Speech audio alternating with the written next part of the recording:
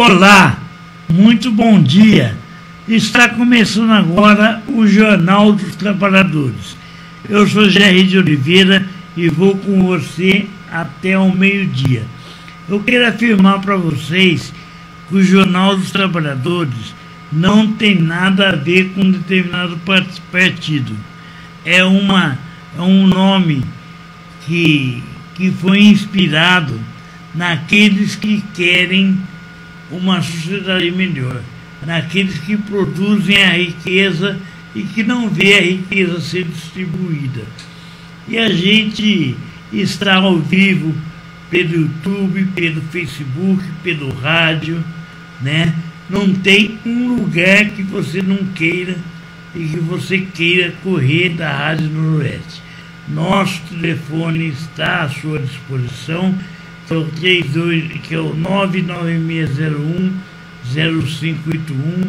Tem o Pix também para você ajudar o projeto da rádio, porque a rádio não é uma rádio ligada a governos e também não puxamos o saco de comerciante. O que nós queremos é que a rádio seja igual à BBC, sustentada pela classe trabalhadora. E para isso o debate é importante. Nós somos um projeto político que tem como objetivo a transformação da sociedade. E não é num sistema de opressão e num sistema de viver na custa do suor de alguns que a gente vai sobreviver. O debate de hoje do Jornal dos Trabalhadores é um projeto político para o povo negro no Brasil, do povo negro no Brasil. Luta e reparação. Fazer uma discussão política séria sobre isso. Luta e reparação. Eu estou aqui nos estúdios da rádio com Reginaldo Bispo, né, que é um militante histórico da luta do povo negro, que vai fazer uma dissertação com a gente.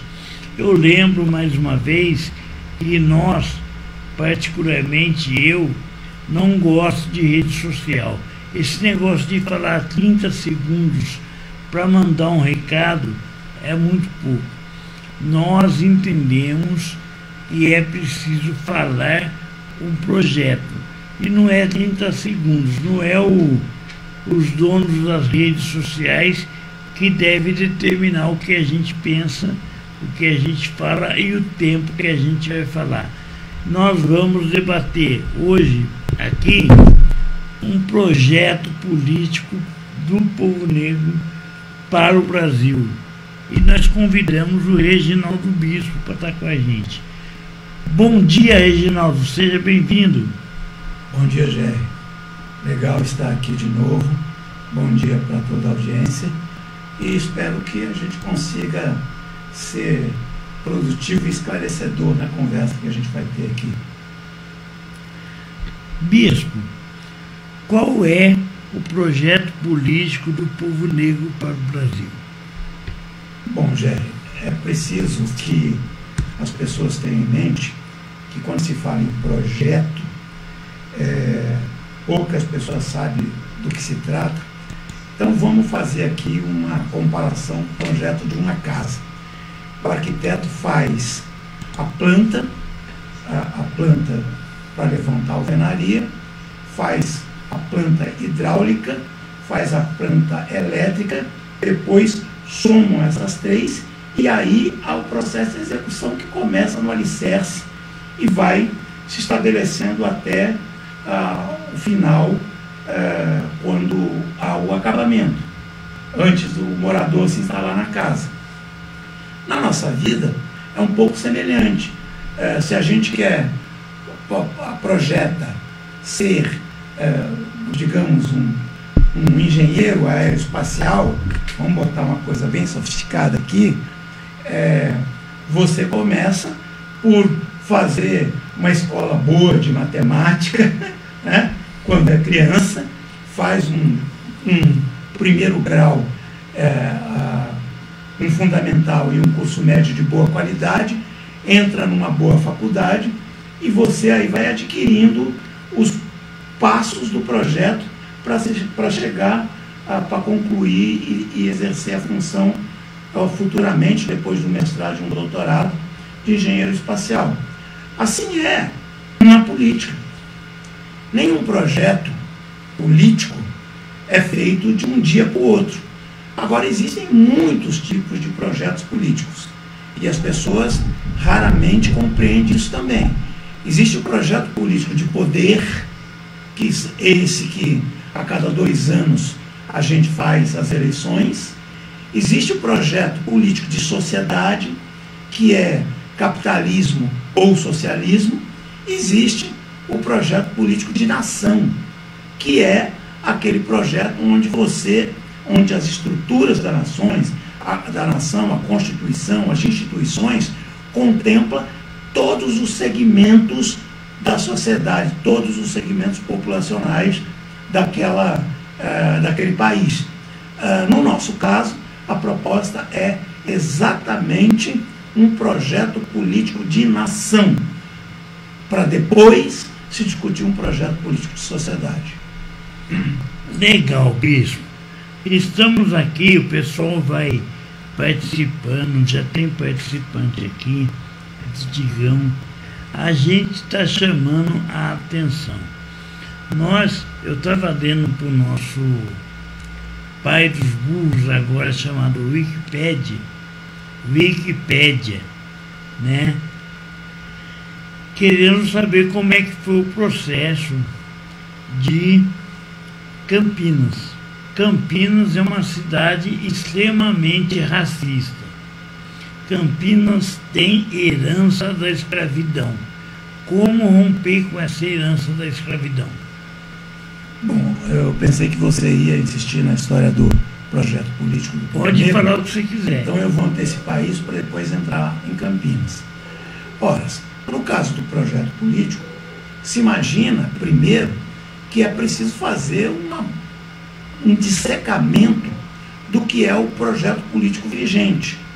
Fazer um dissecamento crítico de onde é que ele amarra e impede que certos segmentos da população participem, se estruturem e evoluam, e é preciso que depois de uma análise muito objetiva sobre isso, a gente possa pensar em como é que se transforma essas estruturas e quais são as propostas que a gente tem para substituir essas estruturas que hoje excluem grande parte ou, se não, a maioria da população do país.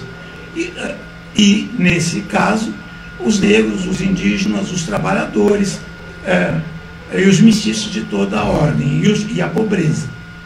Então, nós começamos por avaliar o seguinte: as instituições. Quem é que ocupa as instituições hoje?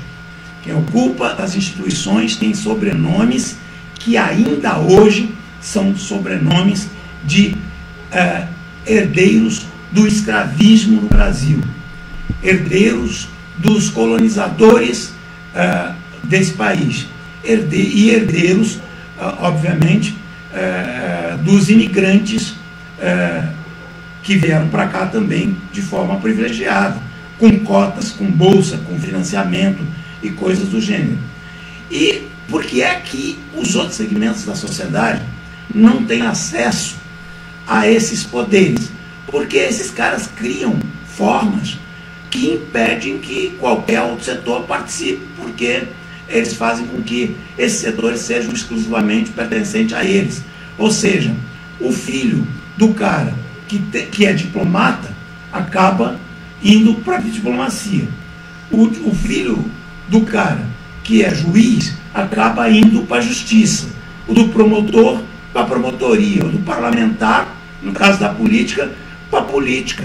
E assim economia assim por diante. Eu particularmente falo o seguinte: teve uma época num determinado país que soldado tinha tantos por cento da população, tinha tantos por cento de representação no parlamento. Era assim que funcionava. Operário tinha 90% vamos ter um parlamento de 90% da população. É assim que funciona. Temos 50% mais um de mulheres, então vamos ter 50% mais um de mulheres. Temos 50% de negro, porque só um negro. Temos que rever o papel político de representação do Estado, né? Perfeito, Gé. Eu só queria citar mais 2 casos. Por exemplo, Forças Armadas. Tem sobrenome, né? Enfim, e a economia, óbvio que tem sobrenome. Bom, com isso, nós chegamos à conclusão que se as estruturas estão viciadas e corrompidas e preparadas do ponto de vista legal para favorecer por gerações esses segmentos, é isso que impede que outros segmentos da sociedade participem do produto social de todos os brasileiros. Agora, o fator novo é o comportamento da direita e da extrema-direita, que vem e nitidamente explicita que o pobre, se não tem dinheiro para comprar, não tem dinheiro para contratar, então não deve viver. Aí chegou num ponto que é um ponto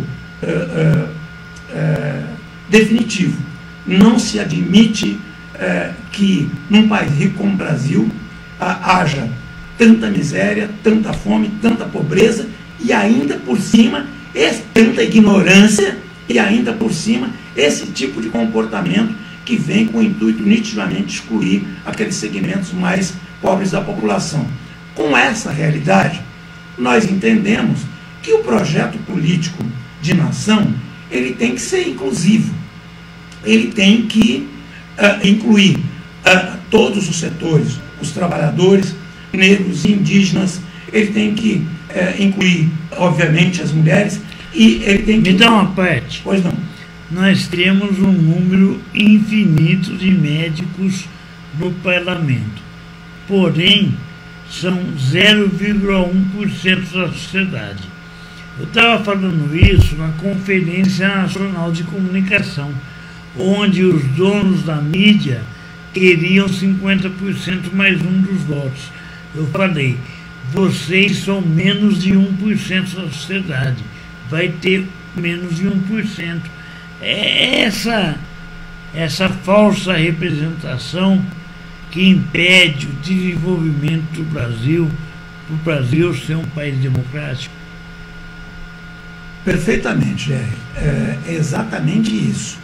Se você pensar que uma sociedade onde todos trabalham, têm seu salário com dignidade e vivem com dignidade, a tendência de um país com essas características, com inclusão, com diversidade, é ser um país mais criativo, um país mais participativo, onde as pessoas têm orgulho de participar daquela nação, na medida em que elas se sentem prestigiadas pelo sistema.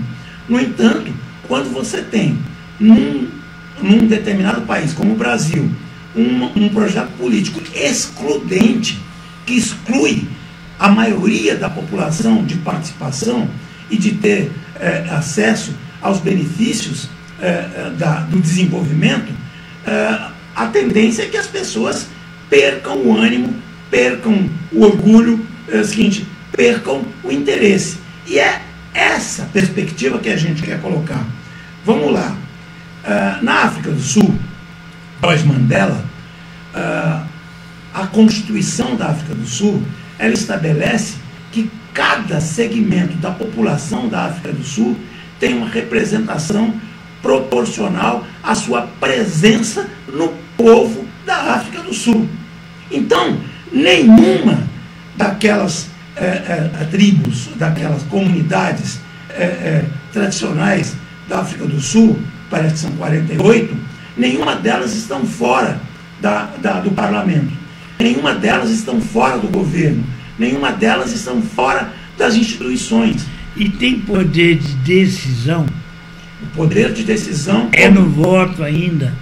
A pessoa vota por interesse econômico, político ou racial até, ou existe amplamente um debate? O poder de decisão começa no parlamento, que também tem esses proporcionais de representação. Depois do parlamento, ele se estabelece na composição das instituições, do judiciário, das polícias, das forças armadas, dos ministérios, da justiça, enfim, de todas as instituições do governo do país. Com isso, todos esses segmentos interferem objetivamente, levando os interesses da sua comunidade para essas instituições, fazendo valer um debate em torno dessas questões e a implementação daquilo que eles reivindicam. Legal. Estamos aqui ao vivo no Jornal dos Trabalhadores. Tem um QR Code aqui, porque a Rádio Noroeste é uma entidade, é uma organização política e não quer dinheiro de patrão, porque dinheiro de patrão é um dinheiro que foi confiscado, roubado daqueles que produzem a riqueza. A gente prefere 1000 vezes que venha espontaneamente. Está aqui o QR Code, importante falar sobre isso também, porque a Rádio Noroeste aqui está com os equipamentos precários, mas é uma poupança popular. Não tem dinheiro de patrão aqui, não tem dinheiro de governo, não tem dinheiro de quem oprime o povo. Importante lembrar, faça a sua doação necessária. Tem também o e-mail, né? radionoroestefm@gmail.com, Rádio Noroeste FM, Rádio Noroeste Oficial, Rádio Noroeste Oficial, @gmail.com. Você pode doar R$1, 1 milhão. Importante é que você entenda que essa rádio, ela tem um projeto político. O projeto político para o povo negro do Brasil não é tratado na mídia. E isso a gente quer debater aqui, porque a riqueza do povo negro na escravidão está na mídia. Isso a gente vem discutindo e a gente vai falar sobre isso aqui. Pode continuar, Bispo. Bom, eu quero citar um outro exemplo de um outro país que tem uma constituição semelhante, a Bolívia. E foi justamente por isso que na Bolívia a representação parlamentar é de todas as muitas comunidades indígenas do país, que foi possível reverter o golpe de extrema-direita. Se no Brasil houvesse algo semelhante e de representação popular, nós teríamos impedido muitas coisas que ocorreram no Brasil. Golpe contra a Dilma, a prisão arbitrária do Lula e por aí adiante. Mas eu quero aqui voltar nas raízes históricas desse projeto político atual. Importante, Bispo. Interessante que o povo da Bolívia, a maioria é indígena. Quando tentaram caçar o presidente lá, o povo devolveu o poder, porque nenhum branco é maioria e deve dar um golpe de Estado contra a maioria. Essa questão é interessante. O povo boliviano não aceita mais golpe. Bom, e o problema da Bolívia é racismo, né? Racismo dos descendentes de europeus contra, que são os colonizadores, contra a maioria esmagadora indígena.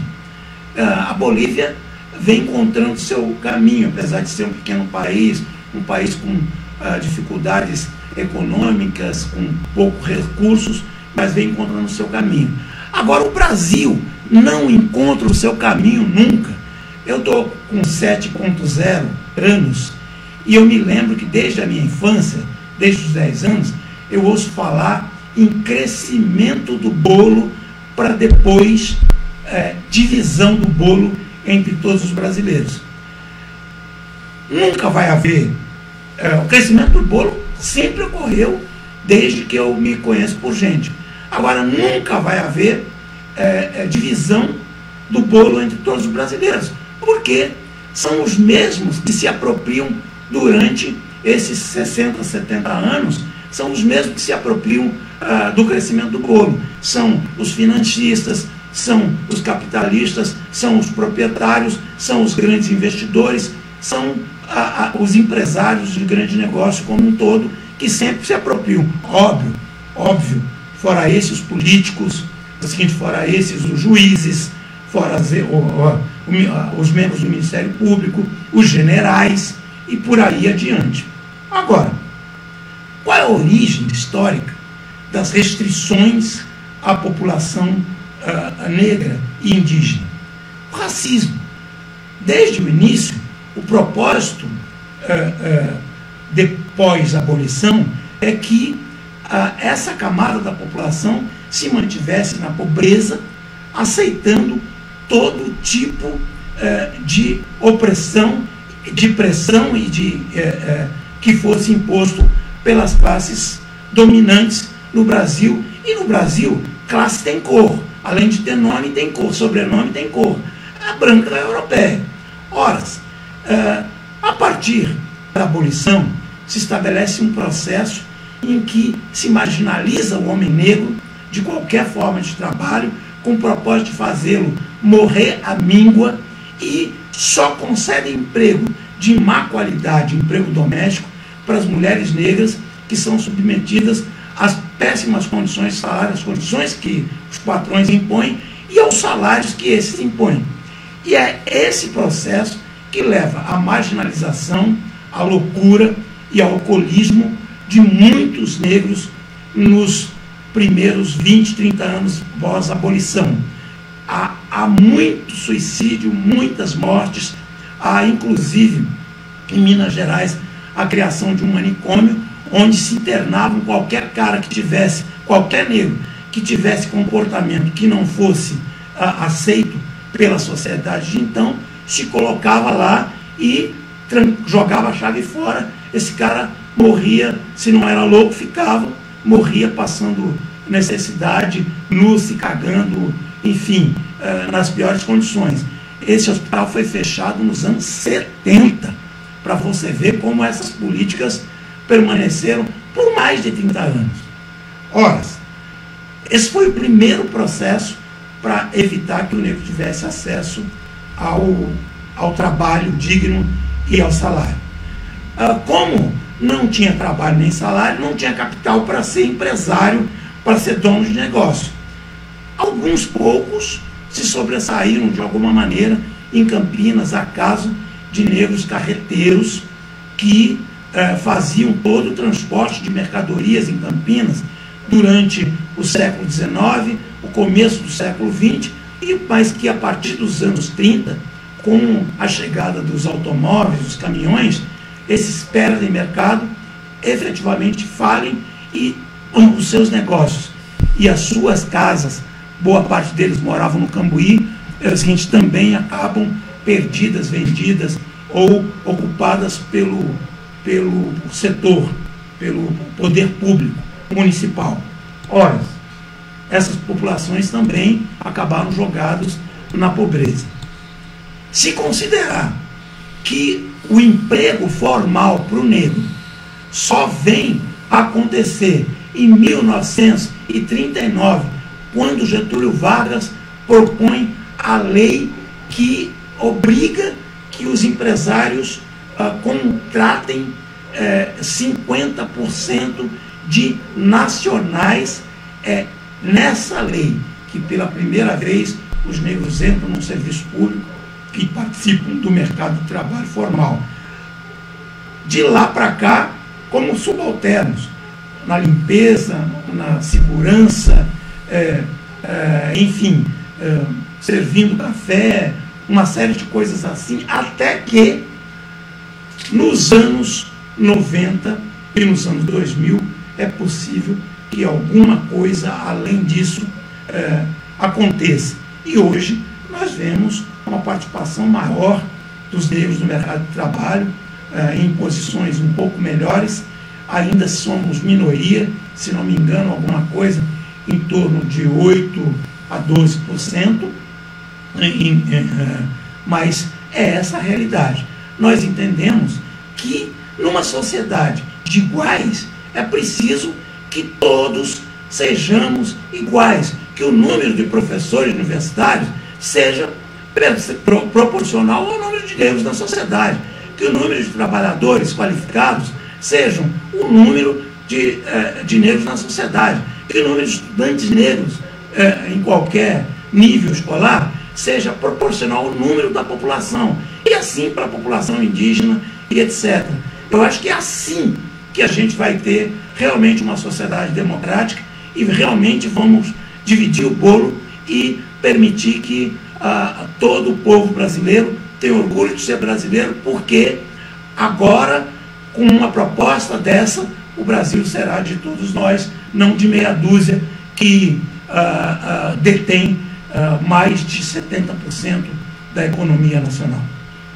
Pois bem, estamos ao vivo no Jornal dos Trabalhadores. Esse debate sobre a questão racial no Brasil, de um projeto político do povo negro para o Brasil, você não vê na grande mídia. A grande mídia é herdeira da escravidão. A grande mídia, a gente vai falar sobre isso depois, você falou uma coisa interessante, bicho. Todos são iguais perante a lei, mas desde que tenha dinheiro, né? Aí pode ser objetivo a discussão, que não é para gente. E aí você falou a questão constitucional. A Constituição fala que todos são iguais perante a lei. Beleza, mas não somos, né? Principalmente negros. De fato, Jair, formalmente somos iguais. Na prática, somos desiguais, porque temos acesso aos recursos da nação de maneira diferente. Tem gente, por exemplo, que está no serviço público, apesar do teto ser 40 mil, ganha 150. Assim, nós temos militares, juízes, temos promotores públicos que conseguem essa maravilha. Outra coisa que é evidente é a questão do direito ao trabalho. Com um trabalho decente, digno, com um salário digno, a pessoa exerce a sua dignidade, escolhe aonde colocar o seu filho para estudar, escolhe o que ele vai comer, escolhe onde ele vai morar, enfim, escolhe qualquer coisa. Só que ao pobre, ao desempregado, ao trabalhador, não é dado esse direito, porque ele recebe muitas vezes inferior à possibilidade objetiva dele ter uma vida digna. Acontece que quando é para dar um direito fantástico para aqueles segmentos que já ganham muito, não há questionamento nem da mídia, nem do parlamento. Mas quando é para dar 5% de aumento para o salário mínimo, é um escândalo geral. Vai quebrar o país. O governo não vai ter como sustentar as contas. Isso efetivamente é contra as regras. O que é contra a regra? Contra a regra é que o trabalhador viva decentemente, o aposentado viva decentemente, o desempregado tenha um mínimo de decência na sua sobrevivência, ou que o abastado se abaste cada vez mais, recebendo quanto mais dinheiro público, efetivamente gastando com luxo e com privilégios, indo para a Europa todo mês, toda semana, comendo do bom e do melhor, tendo avião, tendo iate, tendo todo tipo de mordomia, enquanto a maioria do povo come frango, porque é a única carne mais barata. Bispo, eu estou com um livro aqui chamado O Projeto Político do Povo Negro no Brasil. Eu quero chamar a atenção, esse projeto não saiu da cabeça de uma pessoa, não saiu da cabeça de alguém. Houve uma organização que propôs um projeto político para o povo negro. Eu falo isso por quê? Porque tem N movimento negro. Mas a gente precisa entender que é necessário, por exemplo, a reforma agrária. Todo mundo luta pela reforma agrária. Como se chegar? Vai buscando um entendimento aqui, um entendimento ali, vai fazendo plenária, vai fazendo... E aí a gente conflui num programa político de reforma agrária. O projeto político do povo negro no Brasil, que é esse livro aqui, é uma confluência de várias organizações. Quais são elas? Bom, desde os anos 90, o movimento negro unificado se propõe a discutir um projeto político do povo negro para o Brasil. Deliberou isso em um de seus congressos, se não me engano, em 98, e em 2003 deliberou a construção de um programa das reparações históricas para o Brasil. Essas duas consignas são fundamentais porque elas estão juntas de alguma maneira.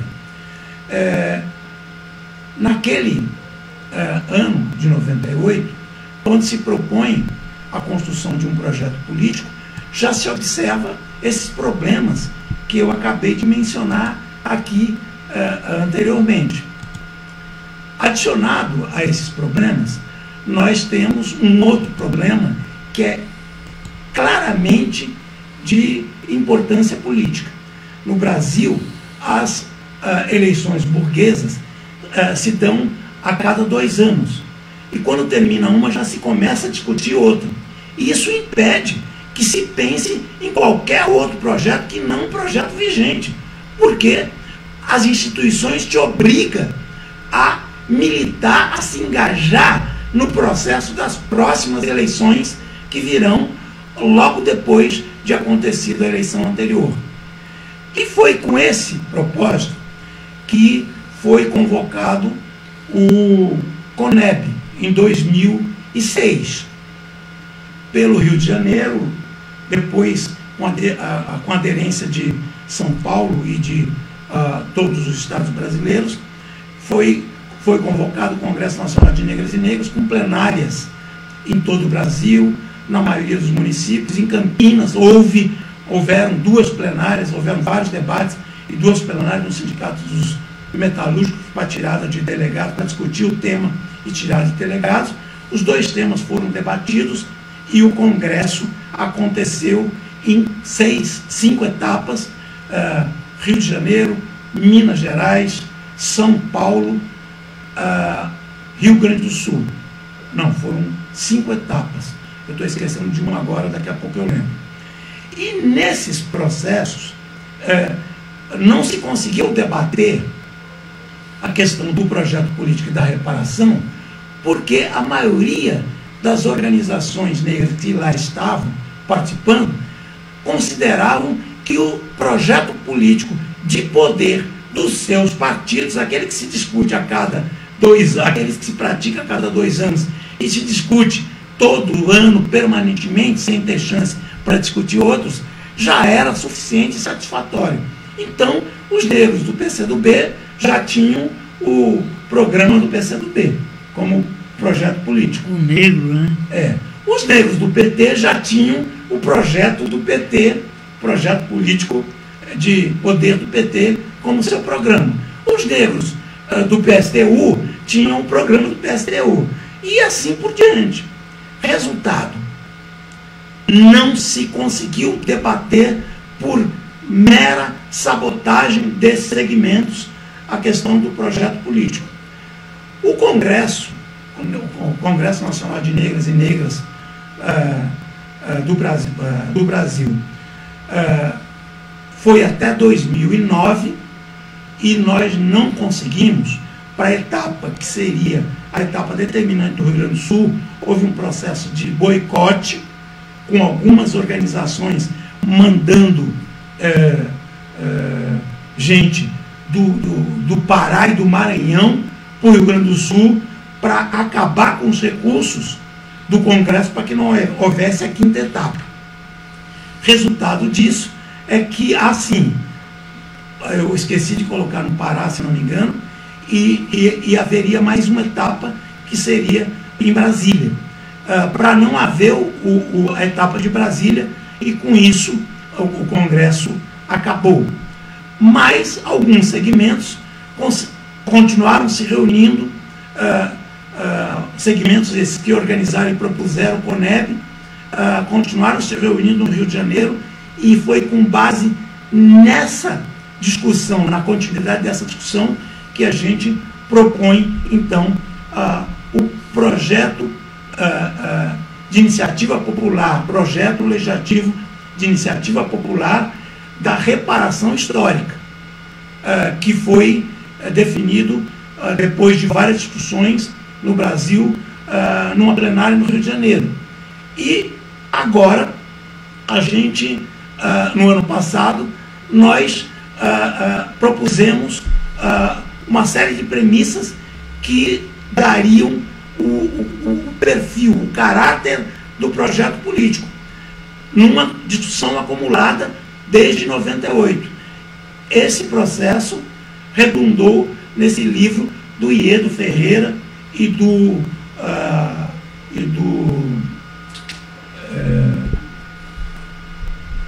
Eustáquio Rodrigues, que é um companheiro que há muitos anos vem fazendo essa discussão e acompanhando essa discussão também. Eu participei muito do processo de discussão, e o livro foi lançado em maio do ano passado, no Rio de Janeiro, depois em Porto Alegre, depois em São Paulo, depois na Bahia, e temos planos para fazer lançamentos no Maranhão, em Brasília e em outros estados. Foi esse o processo que chegou, no qual a gente chegou a esse livro. Bispo, interessante. Eu participei do encontro do movimento negro chamado a construção de um projeto político do povo negro, que era Em Busca da Batida Perfeita. O Iedo estava lá. Eu tive o prazer de conhecer o Iedo. Nós, de rádio comunitária, precisamos também construir de forma bem tranquila um projeto político para as rádios comunitárias no Brasil, um projeto político baseado pelo quanto de malvadeza tem a mídia. E aí somos, adeptos do fim da propriedade privada da comunicação. Particularmente, eu venho discutindo isso internamente, porque a gente só fala fora a Rede Globo, fora a Rede Globo, mas é palavra de ordem. Palavra de ordem não altera. Aí começou-se, no início dos anos 90, eu me lembro que eu militava com o companheiro Chiquinho aqui no Boa Vista, começou o movimento da reparação, com Fernando Conceição, com essa galera toda.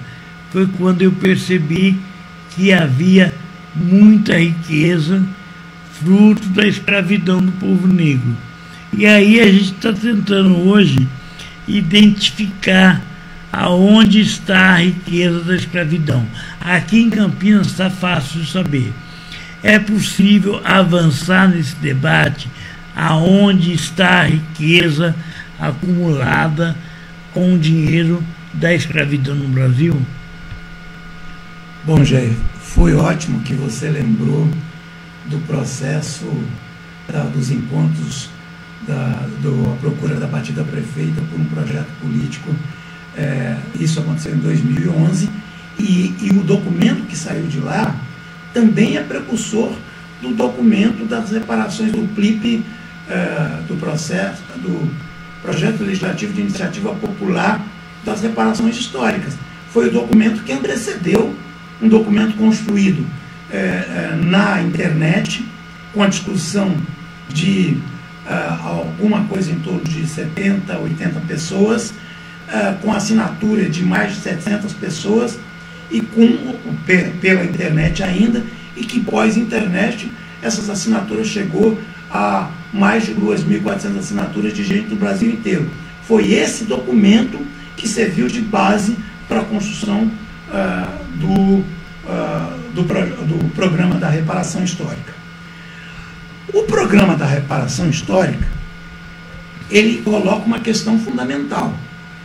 Se o processo do escravismo se apropriou da exploração do escravismo, se apropriou da mão, do resultado da produção e da mão de obra de escravizados, se impediu o desenvolvimento dessas comunidades, cometeu crime contra essas populações de africanos escravizados, e se essa exploração gerou riquezas para herdeiros do escravismo até hoje, óbvio que essa grana está aí. E claro que é possível identificar onde está essa grana. Eu acho... Sim, já. Vou fazer uma parte aqui. O Ministério Público procura rastrear aonde está o dinheiro do tráfico e confisca. Nós temos que começar a rastrear, já que você falou que racismo é crime, a escravidão foi um crime, está na hora de começar a rastrear aonde está o dinheiro que alimenta, né, a burguesia brasileira com o dinheiro da escravidão. E aqui em Campinas está muito fácil saber. Está muito fácil saber. A gente sabe quem são os herdeiros dos barões do café. Viu? Boa tarde, EPTV. Eu estou falando abertamente. A EPTV é herança da escravidão. E aí a gente está na hora de pedir o confisco dessa riqueza. Olha, Gé, o rastreamento ele já pode ser feito em várias localidades do país, porque os sobrenomes estão aí, dos herdeiros do escravismo, estão aí. Vamos falar, Bispo, de sobrenome. Banco Itaú, Neca Setúbal, Olavo Setúbal, né? EPTV, Coutinho Nogueira, a família que detém um grande monopólio de mídia. Itaú, um grande monopólio de banco. Está fácil localizar. Precisamos confiscar esses bens e entregar para os herdeiros da escravidão. Não é verdade? Foi eles que construíram essa riqueza. Bom, a forma como isso vai ser feito, já é uma questão tática e uma questão estratégica. Se eu falar em confisco hoje, antes que o movimento avance, eu vou ter objeções das mais graves. Um exemplo disso, por exemplo, é que quem são os proprietários de terra os ruralistas hoje? São, em grande parte, esses segmentos. E são exatamente os segmentos radicalizados da extrema-direita que efetivamente coordenam, mandam na polícia militar, que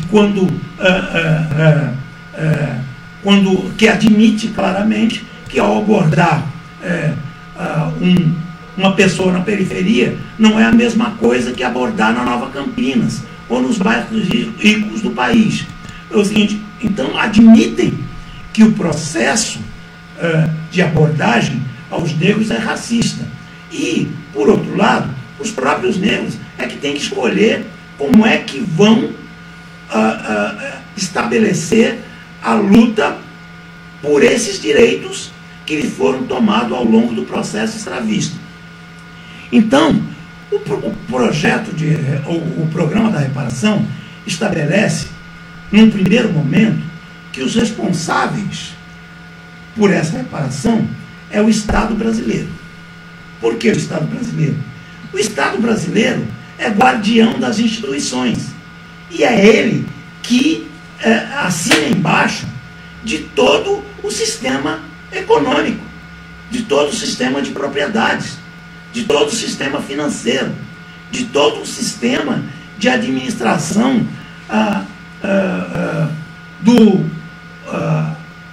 do federal ao nacional, ao municipal. Então, o primeiro procedimento é de responsabilidade da nação, ou do Estado brasileiro.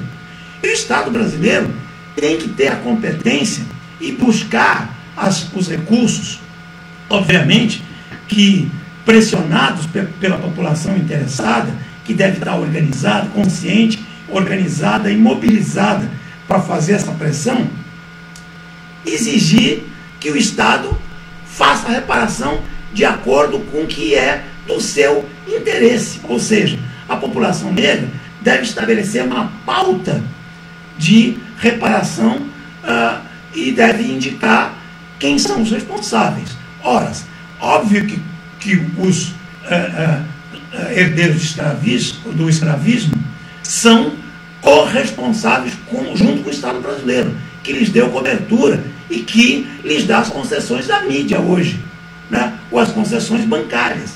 Então, o nosso entendimento é que o amadurecimento desse processo vai levar a essa população negra indígena, entendendo como é que é o processo de crime, que o tráfico escravista, o transporte transoceânico, a utilização da mão de obra e apropriação do resultado da mão de obra escravizada e o enriquecimento de famílias brasileiras até hoje, esse processo de identificação fará com certeza esses herdeiros como corresponsáveis do Estado pela reparação histórica de negros indígenas, pelo processo criminoso que se estabeleceu no Brasil, com o racismo impedindo que a população negra tenha acesso a direitos que lhes são negados pelos poderes oficiais. É o poder federal, é o poder estadual e é o poder municipal. É a justiça em todos esses níveis, é a polícia em todos esses níveis. Enfim, todos esses setores, é o Ministério Público em todos esses níveis, que devem refazer o seu caminho para que essas populações recebam aquilo que lhes exige direito. Bom, estamos aqui ao vivo no Jornal dos Trabalhadores, discutindo um projeto político do povo negro para o Brasil, discutindo abertamente a herança da escravidão. Queremos o dinheiro de volta, queremos a reparação histórica. Eu vou pedir para a nossa produção aqui trazer uma água para o bispo, porque isso aqui é um debate muito profundo para você refletir. Esse aqui não é um debate que a Globo faz. Vamos pautar isso aqui. Fala em 5 minutos. Fala entendeu? Não, é um debate profundo e por inteiro. E aí a gente está conversando com o Reginaldo Bispo, que é um dos precursores da luta do povo negro. Para quem não conhece, eu conheço o Bispo há quase 30 anos, ou até mais, né? Participou abertamente contra a ditadura militar, foi perseguido político na luta da ASUC, a Associação dos Servidores da Unicamp, antes mesmo do sindicato. Já vou mandar um abraço para o pessoal. E é necessário, sempre temos que discutir um projeto de reparação.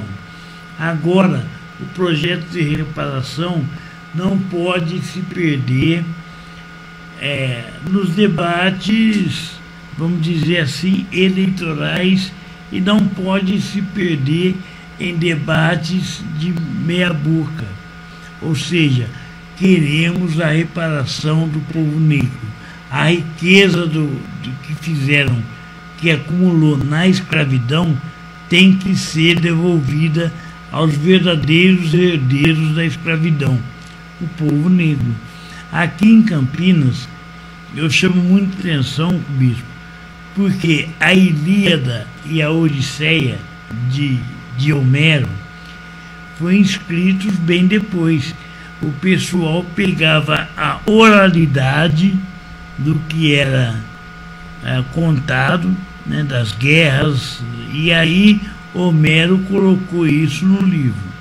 Hoje é possível a gente descobrir da onde vem a riqueza, porque com o fim da escravidão, vão apagar os arquivos. Apaga-se o arquivo da escravidão e apaga-se a memória fica. Nós temos que reconstruir o que queimaram. Nós conseguimos. Eu estava conversando com a Edna fala assim: eu sou descendente de escravos de tal lugar, ou seja, a riqueza daquela família é minha. Por quê? Porque eu sei quem escravizou. E é tão fácil a gente descobrir isso, sabe? Quem é que foi escravo da família Barão Geraldo de Rezende? A riqueza deles é fácil confiscar. A herança, por exemplo, da IPTV, que veio de escravidão, é fácil você saber quem era os donos das fazendas da qual os donos da IPTV foram herdeiros. É fácil descobrir a reparação, é só a gente sentar nos arquivos e estudar. Eu fiquei sabendo, bispo, que o pessoal da maçonaria de Campinas tem acesso a esses arquivos. O que nós precisamos ser bem objetivo é saber identificar aonde está a riqueza. Em Campinas é muito fácil. Em outras localidades também acredito que seja fácil. Por quê? Porque a oralidade tem que ser resgatada. Estamos aqui na Rádio Noroeste, uma rádio pública, né? Uma rádio que debate por inteiro os assuntos da sociedade. Estamos debatendo aqui um projeto político para o povo negro e do povo negro para o Brasil. Eu estou um pouco dificultoso de falar, bispo, porque eu estou saindo de um AVC, mas ainda mantive a minha consciência, pelo menos, de levantar um debate desse no rádio. Ninguém até hoje fez com essa profundidade. Por isso que nós propomos, nós temos um conselho político, esse conselho político debate os temas. E graças ao conselho político você está aqui. Não é o dono do jornal, o dono de uma TV que define o que vamos falar. Quem define o que nós vamos falar é a prioridade do assunto. Ou seja, nós discutimos abertamente a questão racial e vamos estar discutindo enquanto a Rádio Noroeste tiver a sua outorga. É importante dizer isso, que nós também, bispo, não temos uma fonte de financiamento que não seja você. Ou seja, a Rádio Noroeste não tem dinheiro de imposto, não puxa saco do prefeito. A gente vê o dado distribuindo dinheiro a rodo do Estado para o ex-escravocrata da IPTV. Nós queremos dinheiro de escravocrata? Não. Nós queremos dinheiro do Estado que escraviza? Também não. Nós queremos dinheiro de patrão que oprime o seu trabalhador? Isso é uma discussão. Nós somos financiados pela própria sociedade organizada. E é por isso que nós somos rádio pública. É por isso, bispo, que nós nascemos da luta do povo que tinha vontade de falar e se expressar. Então estamos aqui cumprindo esse papel. Desculpa, bispo, falei demais, mas colocando abertamente aqui para todos qual é o princípio da rádio. Voltando à discussão, é fácil descobrir onde está a riqueza? Sim, é muito fácil. Não há, hoje, com os recursos, de como tudo está digitalizado, com os recursos digitais que existem, com as universidades tendo tecnologias para poder fazer isso, isso é mais do que fácil. Por outro lado, é preciso olhar o seguinte: quem tem dinheiro faz mais dinheiro através de investimentos. Quem não tem dinheiro não consegue melhorar de vida porque não tem dinheiro. Acaba tendo dinheiro suficiente para comprar o almoço quando não é vender o almoço para comprar a janta. Pior que isso, a gente observa hoje no Brasil que parlamentares votam em benefício próprio uma série de direitos que o povo não tem. Como é isso? Como é possível que nossos representantes tenham direitos e mordomias e a maioria do povo passe necessidade? Essa é uma primeira questão. Se a gente olhar para essa mesma realidade na Europa, por exemplo, a diferença entre o salário mínimo do trabalhador da limpeza e de um professor universitário ou de um prefeito que vai para o trabalho de metrô, que vai para o trabalho de metrô, um deputado que vai para um trabalho de ônibus ou de metrô, nós olhamos para o Brasil e a impressão que se tem é que o Brasil é mais rico que a Europa. E é mesmo, as elites brasileiras ganham mais dinheiro do que as elites europeias. Por quê? Porque todo o resultado social do Brasil, todo o resultado econômico, tudo que é direito no Brasil se concentra nas classes abastadas, nas classes políticas, em quem já tem poder, em quem já tem propriedade, em quem já tem privilégios. E horas, como é que a gente constrói uma sociedade mais justa e mais digna para tirar essa realidade de miséria e de fome do país do mapa de uma vez por todas? Ela tem que ser através da participação de todos os brasileiros. Todo mundo tem que efetivamente dar a sua parte. E há um segmentos empobrecidos da população, que não tem o que dar, porque ele foi tirado toda a vida na história do Brasil.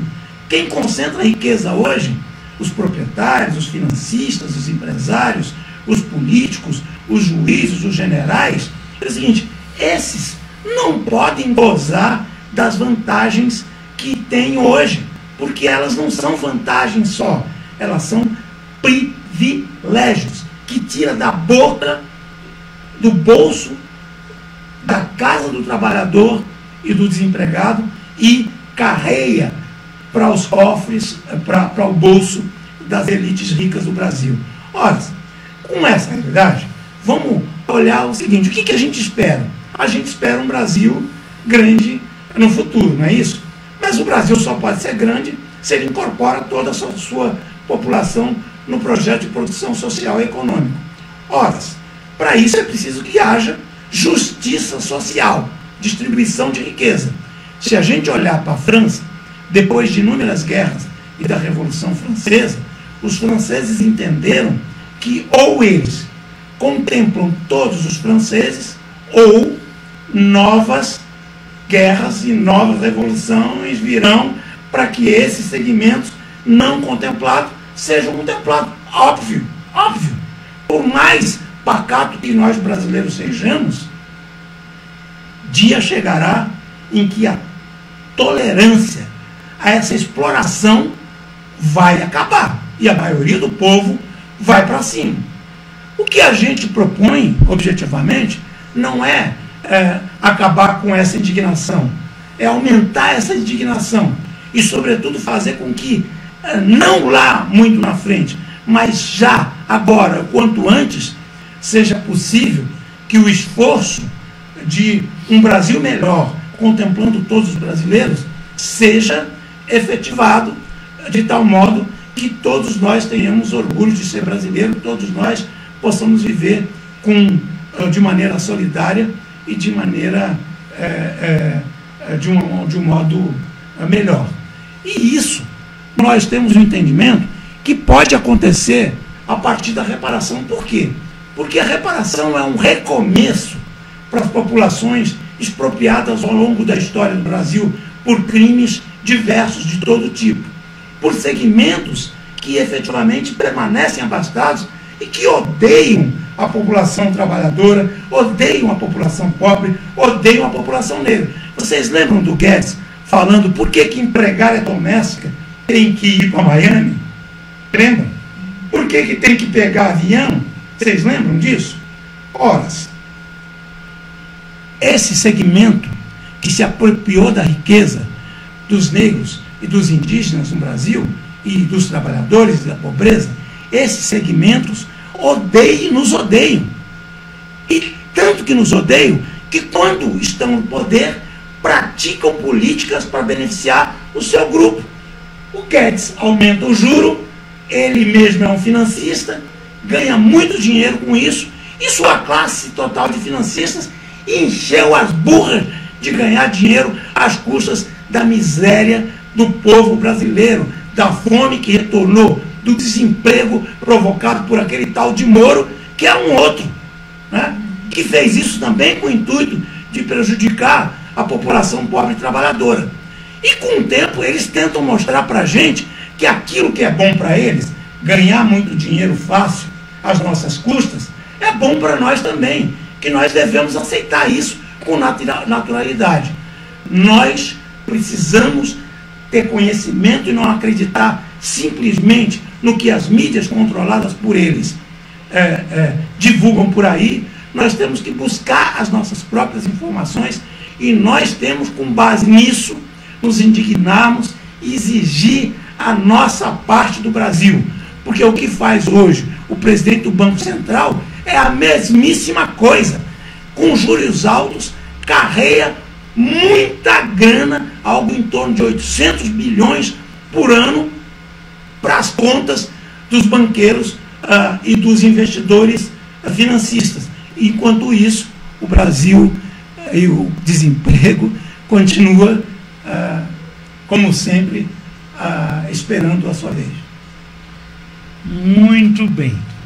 Estamos aqui no Jornal dos Trabalhadores fazendo um debate sério da luta de um projeto político para o povo negro no Brasil.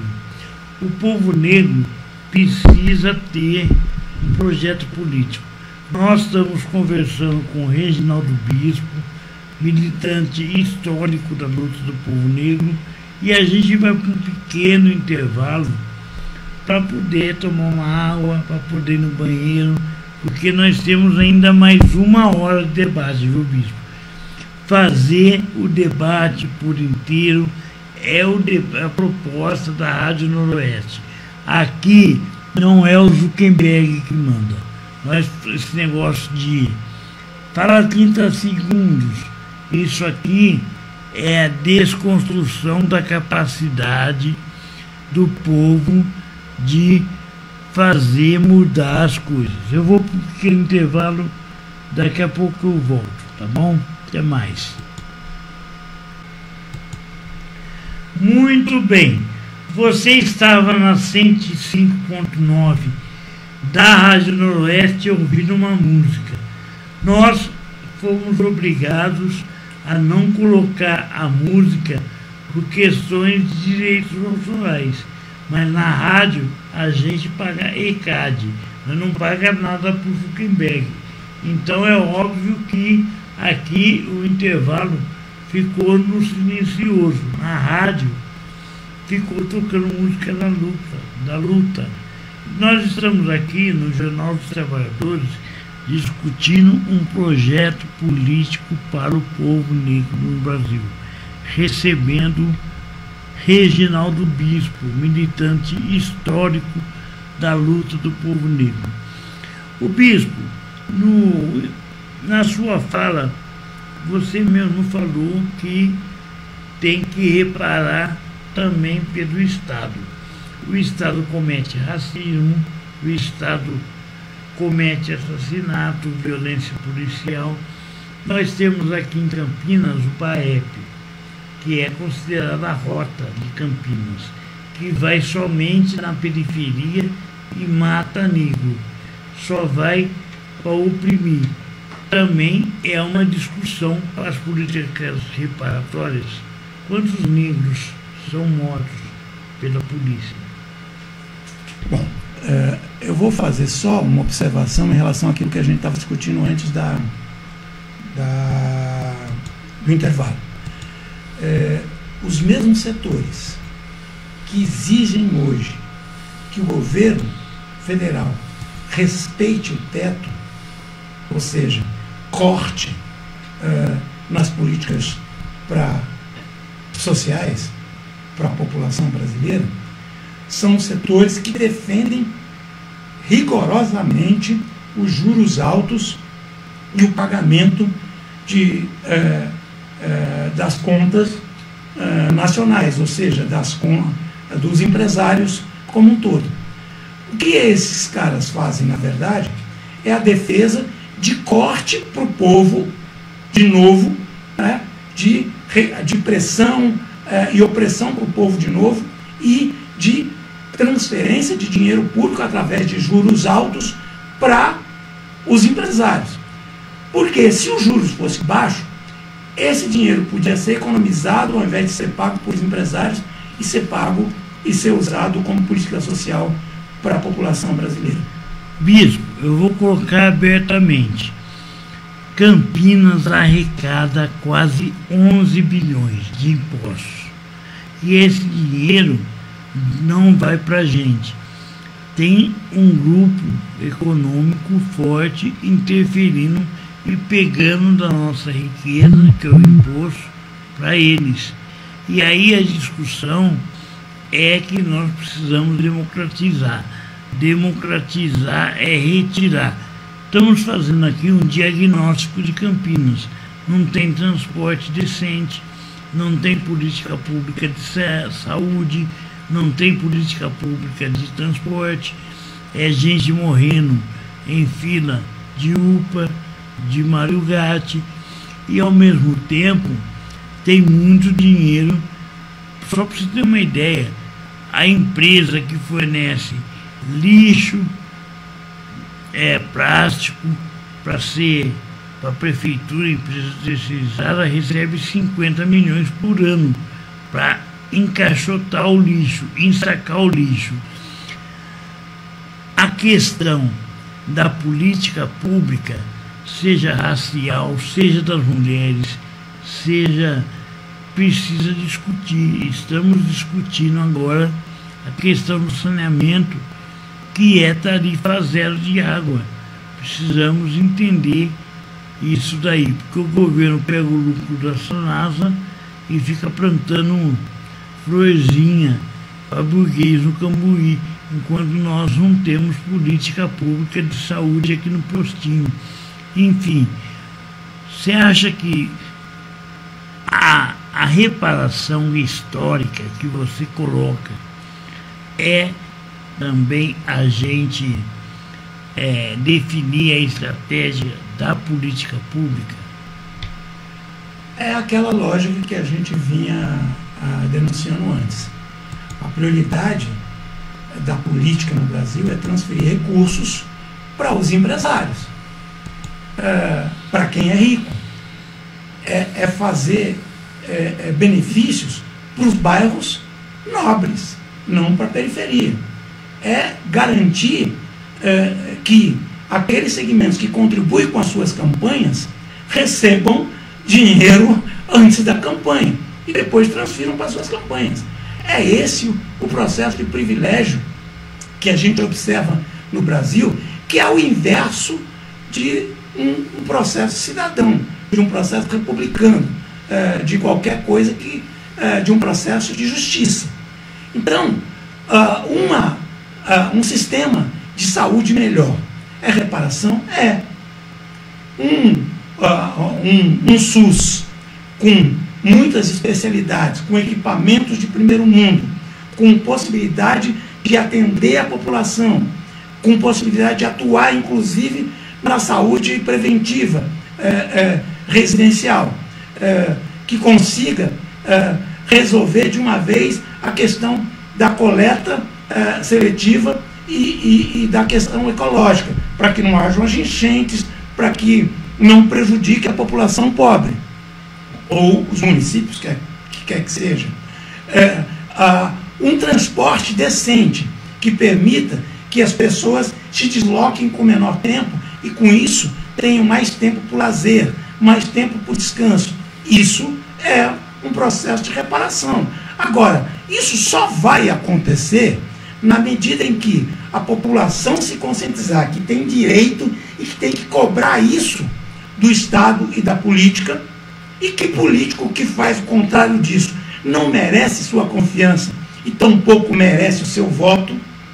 E mais que isso, essa população tem que se conscientizar dos seus direitos. Seu direito não é aquilo o que prega a direita hoje, que diz que a vida é difícil mesmo, que pobre tem que ser pobre e é natural que o rico seja rico. O rico só é tão rico e cada vez mais rico porque aumenta a cada dia a pobreza e o número de pobres. Essa é a realidade que a gente convive. E a população negra está profundamente inserida nesse processo. Hoje, não tem mais campo de futebol para lazer da população. Hoje, a prefeitura, quando faz evento, faz no centro da cidade, para quem pode ir na cidade. Eu me lembro, certa feita, de um secretário de segurança do governo Zalene, falando que os eventos na cidade dificultavam a presença da periferia lá, e, portanto, reduzia a possibilidade de marginalidade. Ora, que coisa absurda, né? O problema da marginalidade é o problema de desemprego, é o problema de pobreza. É o seguinte, mas ele estava preocupado em fazer eventos para a classe média e pequena burguesia no centro, excluindo a população da periferia. Então veja como é que funcionam essas coisas. O entendimento nosso é até que tem que ter evento na periferia. Claro, óbvio, a grande massa da população está na periferia. Evento com qualidade tal qual os eventos que são promovidos na cidade. E é esses... É assim, bispo. Vamos ser bem objetivos. Não pode hip hop no Taquaral. Entretanto, se marca eventos da Orquestra Sinfônica no Taquaral. Tem alguma coisa errada aí, né? Tem que ter hip hop no Taquaral e orquestra sinfônica na periferia. É assim que a gente vai equalizar a questão de justiça e direito do nosso povo. Agora, eu sei, o prefeito não está, e os políticos da cidade, de direita, não estão preocupados. É o seguinte, e às vezes até os de esquerda, citei o caso do secretário de Segurança de Zalene, e até os de esquerda não estão preocupados com a população da periferia. Agora, ou a população da periferia se conscientiza, se organiza e se levanta exigindo os seus direitos, porque paga impostos como todo mundo. Aliás, rico e empresário não paga imposto no Brasil, sobre os seus iates, sobre os seus helicópteros, sobre os seus aviões. É o seguinte, mas você, trabalhador, que tem um automóvel para ir trabalhar todo dia, você paga e não tem papo. Ou paga ou o carro é preso. É assim que funciona. O teu imposto de renda, é o seguinte, já vem descontado no teu holerite de trabalho. Enquanto que o rico, além de ter uma série de opções para burlar, é o seguinte, quando ele produz qualquer coisa, ele coloca no preço total da mercadoria o imposto. E quem paga o imposto é você, obviamente, quando vai, compra e consome. Então veja,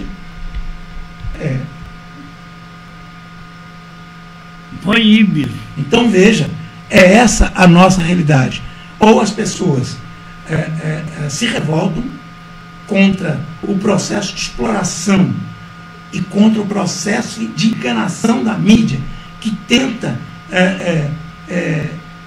te convencer de que o que é ruim para você, o que é bom para os ricos é bom para você, e do que é ruim para os ricos é ruim para você. Ou você se conscientiza de que isso é um engodo, isso é uma manipulação, isso é uma mentira, ou você vai continuar achando que Deus proverá. E Deus ajuda a quem cedo madruga. Deus ajuda a quem vai à luta. Se você não vai à luta, Deus não está nem aí com você. É esse o processo que a gente tem que construir para exigir nossos direitos. Muito bem. Obrigado, bispo. Estamos aqui ao vivo na Rádio Noroeste, programa O Jornal dos Trabalhadores. O pessoal está se posicionando muito aqui nas redes. Eu vou citar alguns. Olha só, bastante gente mesmo. E isso é muito bom, né? A gente vai primeiro saber. Primeira pergunta, Digão Selim. Parabéns, candidato. Você é candidato, bispo? Não sou candidato.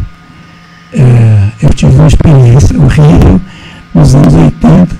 Eu fui candidato a vereador em 82 e fui candidato a deputado em 86.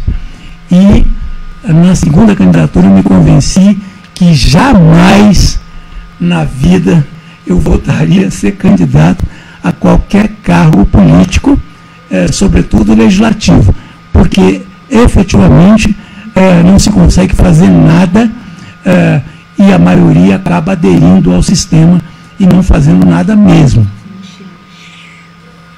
Bom, estamos aqui na Rádio Noroeste FM, ouvindo o companheiro Reginaldo Bispo. Para nós, por que a gente propôs esse debate? Um debate que você não vai ver na Globo, não vai ver nos canais pagos, não vai ver no Facebook, não vai ver no YouTube, porque eles regulam. E nós estamos no espectro de radiofrequência 105.9 da Rádio Noroeste. Já pedindo para o bispo ficar um pouco mais longe do microfone como está aqui, porque estava rachando um pouco a voz. Nós estamos ainda aprendendo esse negócio técnico. Eu sou técnico de som, foi durante muito tempo. Eu precisava aprender, porque faz 30 anos que estava atrás, longe da mesa de som. E aí a gente tem que aprender, né, bispo? E aí tem muita gente se posicionando, falando da importância do debate. Eu estou lembrando você que dia 10 nós teremos a ex-prefeita de Campinas, Isalene Tiene, aqui na rádio. Estamos fazendo um diagnóstico. O diagnóstico é claro. Temos aqui força de segurança racista, nós temos aqui o racismo. Eu estava chamando um debate aqui que é muito sério. Surgiu uma oportunidade e nós fazemos uma conversa com a comunidade sobre os problemas do bairro. Uma funcionária pública me disse: eu não posso ir porque meu patrão, meu chefe na prefeitura pode me perseguir. Muita assédio moral, Nós estamos numa situação complicada. Eu sofri 2 atentados nazistas, um por parte de um cidadão e outro por parte da própria PM, que quebrou minha coluna. Estou em recuperação. Mas, enfim, quando a gente lê, é obrigado a ler, é necessário ler o Mein Kampf de Hitler. Sabe, a gente percebe que tanto as forças policiais e também a extrema-direita na cidade e no Brasil segue essa política hitlerista. Nós precisamos desnazificar o Brasil, é claro isso, e justamente isso que a gente é perseguido. Já o povo negro é perseguido durante a escravidão e depois dela. Bispo, é preciso uma negritude para mudar o Brasil, um outro processo de desescravização das elites com relação às ações do Estado brasileiro? Bom, o Brasil é mais de 50%, acho que 53% negro. Incluindo os indígenas, a gente chega mais ou menos a 60% da população. Se considerarmos que essa população está excluída dos processos de decisão e dos direitos nesse país, é fundamental que a gente mude isso tudo o mais urgente possível através da conscientização, organização e mobilização dessa população. Vamos metodicamente aqui analisar como é que funciona esse processo. Os políticos no legislativo fazem as leis que beneficiam as elites e que beneficiam a eles próprios. E aí a justiça pega essas leis, o Ministério Público pega essas leis e aplicam essas leis de acordo com a sua interpretação de um modo geral para poder, em defesa daqueles segmentos que se beneficiam com as leis, ou seja, as elites. Portanto, a lei é dura contra segmentos populares, contra negros, indígenas, contra pobres e trabalhadores, contra a maioria da população. Ora, se a justiça executa essas leis de um modo rígido contra o povo, mas em benefício das elites, o que se observa é que as elites, então, delegam à justiça o papel, e à polícia o papel de encurralar negros e as populações periféricas com base no processo, na identificação da cor e na perspectiva do local onde reside, e dessa maneira garantir ou tentar criar uma certa impressão de segurança na sociedade, na medida em que oprime a maioria do povo, que para eles são inimigos imaginários. Digo, das elites, da justiça, do Ministério Público e das elites. Bispo, eu vou citar um caso aqui, como nós temos duas vereadoras negras, né, vamos dizer assim, temos mais vereadores que se auto-intitulam negro, mas ao mesmo tempo não assumem, né? E eu queria colocar uma questão. Houve uma ameaça a vereadores negros de Campinas e houve uma votação que todo mundo falou que era racismo, de tentativa de cassação da vereadora Paola Miguel. Afinal de contas, você é um cara aqui antenado nas questões. Essa questão de tentar caçar a vereadora Paola e a Guida é um racismo? Sim ou não?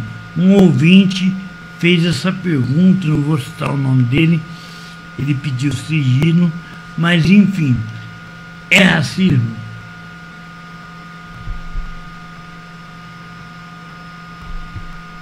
Claro que é, óbvio que é. São as elites exercendo o seu poder em benefício próprio e contra os poucos representantes da população negra, indígena ou periférica. É essa metodologia que vereadores, deputados, senadores, juízes, Ministério Público, polícia Sacou? A polícia é o setor que mais é evidente nesse processo de implementação do racismo, porque é ela que está na ponta com a cartilha de como racializar a sua atuação, reprimindo a população. E olha que eles não escondem de ninguém isso, né?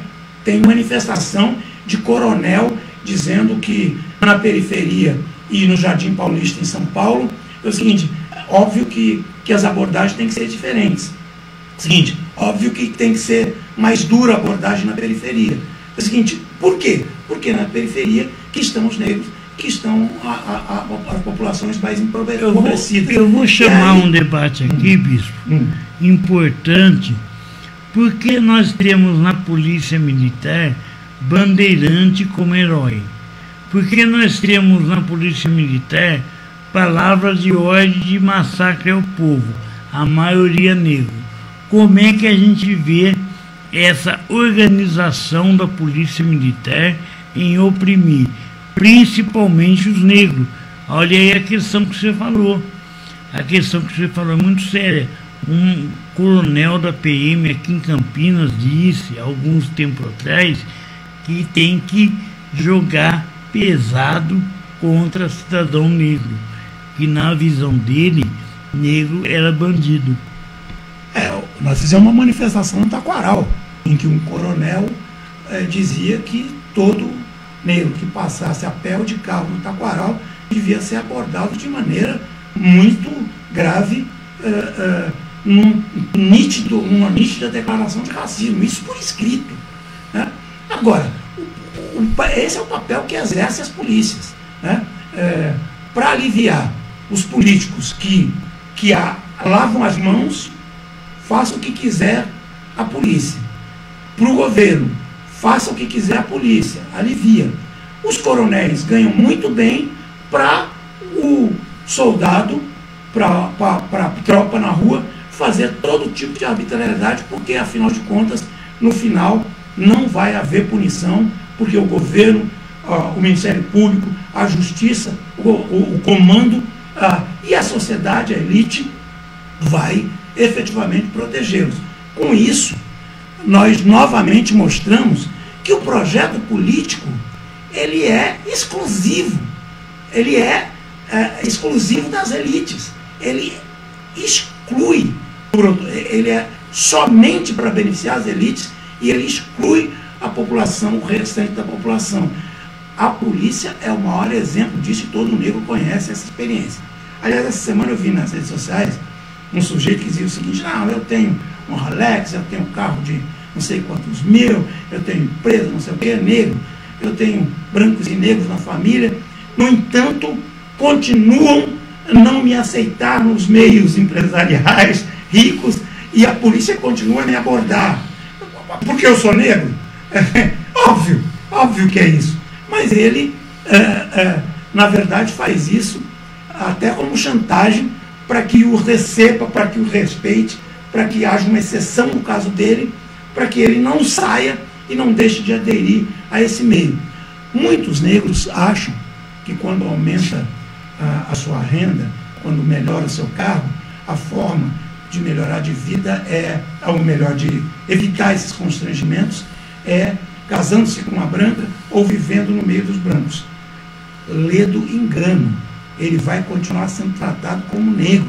Ou ele assume que é negro e luta junto com os negros para poder mudar essa realidade, ou os filhos dele, negros mais clarinhos, também vão passar pelo mesmo tipo de experiência.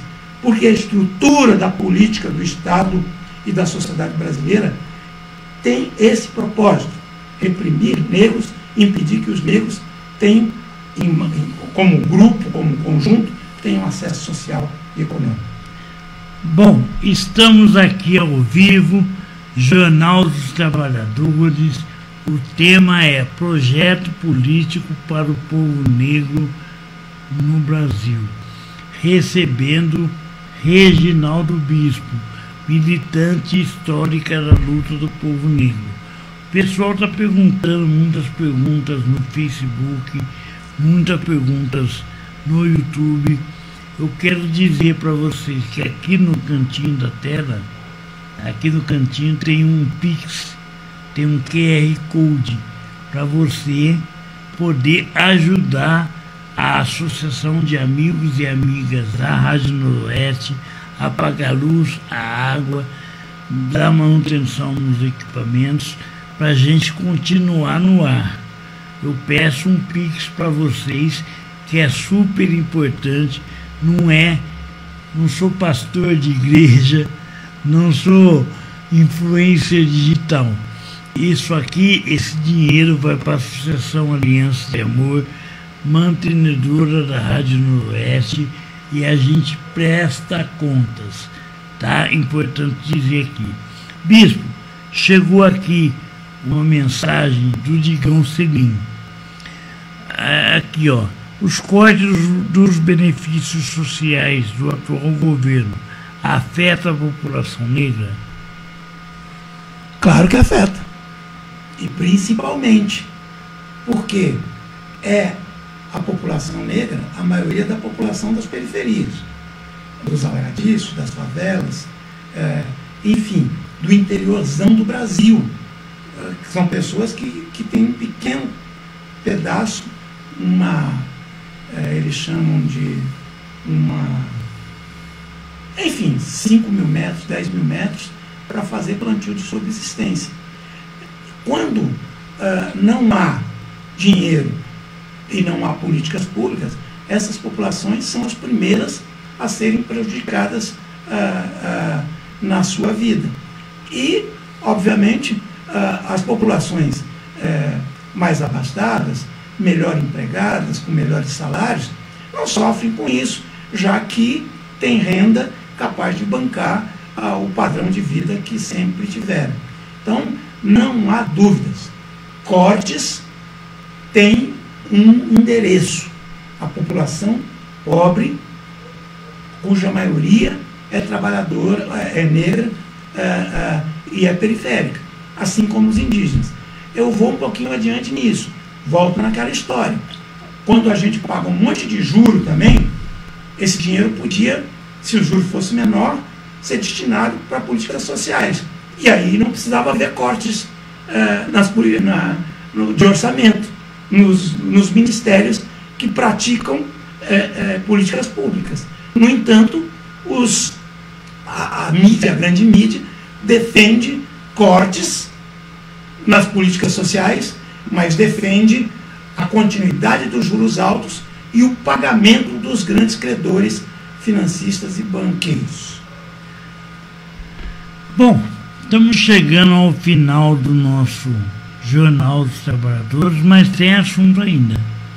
Um debate que eu sempre fiz com o bispo, importante que fale aqui para os ouvintes da Rádio Noroeste, para os nossos ouvintes no Instagram, no Facebook e do YouTube. A questão é, nós temos uma emissora de TV que é extremamente racista e vive da riqueza da escravidão, chamada EPTV. A que ponto a Rádio Noroeste está aí para colocar o dedo na ferida dos grandes meios, dos grandes monopólios e dos grandes meios de comunicação no Brasil, bispo? Bom, o espectro de rádios e de TV são públicos. No entanto, essas concessionárias agem como proprietários ad eterno, arrogantes, inclusive com o próprio governo, com o próprio Estado brasileiro, com o próprio povo brasileiro. Se são públicos, são do público. E se é do público, é do povo, é nossa. Então é preciso que no processo de mudança desse projeto político, também se democratize, também se acabe com essa história de monopólio da comunicação por parte de grandes interesses econômicos financeiros. Interesses econômicos financeiros esses que omitem a verdade quando lhe convém, que mentem e praticam fake news quando acham que é de seu interesse e que manipulam a informação para poder influenciar você na sua postura política quando eles têm outra proposta política que não uma proposta política popular. O tempo todo, essa grande mídia age para legitimar os interesses das elites, de acordo com aquele processo que a gente dissecou aqui, de quem produz, quem aplica, quem garante, quem implementa e quem é beneficiado. Então, com base nessas questões todas, é fundamental que as pessoas compreendam que o espectro não é particular da Rede Globo, da Rede Record, do Edir Macedo, ou de quem quer que seja. O espectro é público, e como público tem que passar por um processo público de fiscalização, de escolha para exercer o domínio desse espectro, e que necessariamente tem que ser fiel à informação e não à manipulação do povo de acordo com seus interesses, hoje muito centrado na questão dos interesses dos grandes financistas brasileiros. Eu queria, além disso, incluir aqui duas coisas. Nós entendemos que o projeto político e a reparação são duas faces de uma mesma moeda. Ambos têm como proposta produzir uma nova visão de sociedade e de cidadania nesse país. Romper com aquele conceito de cidadania que vem desde a colonização, passando pelo Império, passando pela Primeira República, passando pela Era Vargas, que melhorou um pouquinho com os direitos trabalhistas e com o direito de emprego para o negro pela primeira vez, mas que, a partir daí, se estabeleceu e muito pouco avançou, mesmo nos governos populares que a gente teve. E a segunda questão que eu quero aqui é conclamar todo mundo, além de ter consciência do que deve consumir como informação, para construir a sua própria consciência e para construir a sua atuação em benefício coletivo, eu queria chamar a atenção das pessoas que é o seguinte, que eu vou contribuir com a rádio, eu vou tentar angariar pessoas para contribuírem com a rádio e conclamo as pessoas que estão nos ouvindo a contribuírem também, porque afinal de contas, num Brasil cuja mídia ou é de direita ou é de extrema direita, ou é de direita sempre, né? Que manipula o tempo todo, que mente para nós, que aposta nos interesses das elites, que tenta nos convencer de que o que é ruim para a gente é bom, o que é ruim para a burguesia é bom para a gente. Que manipula de todas as formas. Me desculpa, Bicho, me desculpa. Vamos parar de fazer a leitura errada. Esse negócio de que fica rico se trabalhar. A família EPTV nunca trabalhou, nunca pegou um emprego. E estão aí dominando politicamente a região. Nunca trabalharam, mas define o que a gente vai comer, o que a gente vai vestir, como a gente deve pensar e mais do que isso, quem vai nos matar? Essa é a questão. Precisamos quebrar esse círculo do capitalismo de que eu trabalhei, eu fiquei rico, trabalhei. Não. Aqui em Campinas, você fica rico se você explorar alguém. E aqui a questão da reparação histórica, é importante saber que a burguesia campineira está rica justamente porque explorou e matou o povo negro. e nós queremos de volta. Eu, pelo menos, eu quero. Desculpa se eu interrompi. Estamos em cima do horário. Tem alguma outra coisa que você deseja falar? Eu fico, sabe, angustiado, porque ninguém fica rico por esforço próprio. A questão é bem objetiva. Aqui no Brasil, para ser ladrão, não precisa sair assaltando. Basta abrir um banco ou uma igreja ou uma concessão do IPTV. Eu quero dizer abertamente, a Rádio Noroeste está numa luta por reparação também, por um projeto político para as rádios comunitárias no Brasil. É isso, bispo. Resumindo a história, quem ganhou dinheiro com o escravismo, quem praticou o racismo nesses 300 anos e ganhou dinheiro com o racismo, é quem pauta todo o processo civilizatório explorador no nosso país, que exclui negros e indígenas, que exclui pobres, que exclui a periferia, que exclui os trabalhadores. É preciso que as pessoas se conscientizem. Repito, Deus ajuda a quem cedo madruga. Se você não for à luta pelos seus direitos, Deus não vai resolvê-los por você. Vem junto. A luta por reparação é uma luta por dignidade para todo o nosso povo, por um Brasil de igualdade de fato, não só formal, como diz a Constituição. Bom, faltou alguma coisa, bispo, que você acha importante colocar aqui?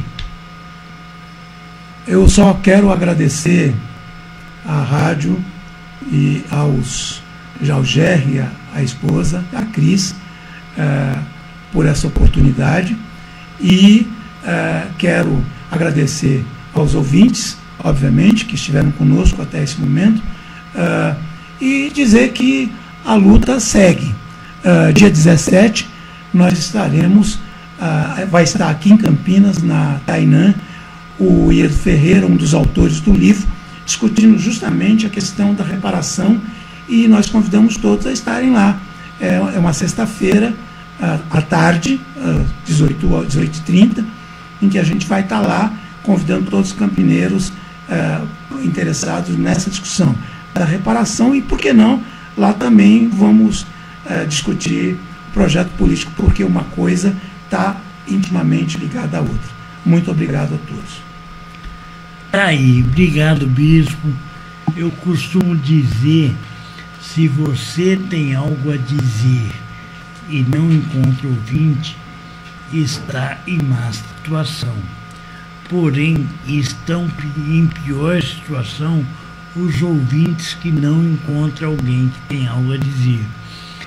Reginaldo Bispo matou a pau na discussão sobre reparação, racismo, sobre o projeto econômico das elites de 400 anos escravizando o povo negro.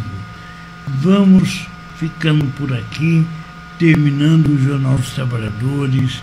Eu volto na próxima, sem ser a próxima semana, eu volto no dia 10, eu vou entrevistar a ex-prefeita de Campinas, Isalene Etienne.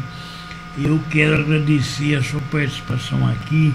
Fica agora com a Cristiane Costa, que ela vem aí com Almoço com Música, o melhor da música no seu horário de almoço.